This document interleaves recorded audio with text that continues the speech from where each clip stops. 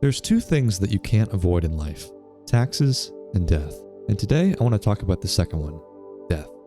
I think everyone is scared of death to some degree. There's a spectrum where some people live life to the fullest and never worry about it, and some people are terrified and are constantly worried about their future.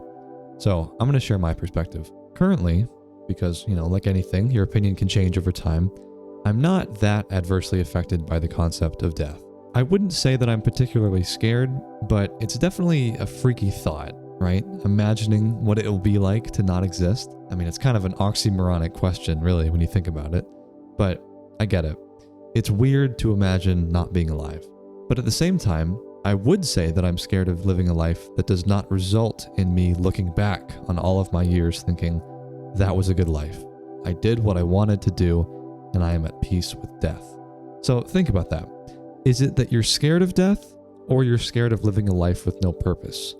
Because I know with certainty, because I've talked to people that say this, that there are people out there who have lived a complete life and are near being ready to say, all right, this was a good life.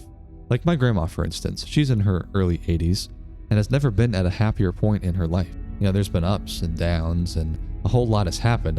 80 plus years, that's a really long time. Yet I am pretty confident that she would say, I'm very happy with how life has treated me. Looking back on all the years, I'm glad that I've had the privilege of life.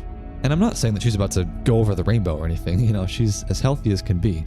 But, as you age and change and gain new experiences, you may come to realize that death is merely the finish line. Everybody will finish the marathon that is life. And hopefully you get to run for a long time, my friend. But it's not something to be scared of. What I believe I need to do is to live a life that makes running that race worth it. And sometimes that race is going to suck. You twist your ankle, you slow down for a while, but you should never stop. Just imagine you're about to cross that finish line and you look back on that giant road and you say, all right, that was worth it. And I'd like to add this. Since the dawn of humanity, it seems, people have been seeking eternal life, the fountain of youth, some perfect elixir that will make you live forever. It's such an alluring thought, isn't it? To enjoy life forever.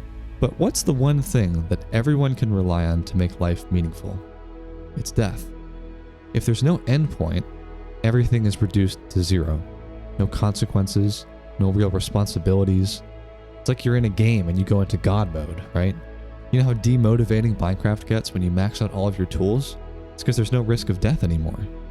Having consequences and a defined finish line and responsibilities, a reason to get up in the morning, are all important to coming to peace with death. Of course, you're going to be scared of death if you have nothing to show for yourself, knowing that you're about to enter oblivion with no street cred. It sounds trite because, it is non-existence, it won't matter if you're dead. But I believe there's tremendous peace in knowing that despite death knocking at your door, that you lived a life worth living for. If you want to live a life with purpose, find a way to have some responsibility. Find a way to create value. Doing that might make it all worth it.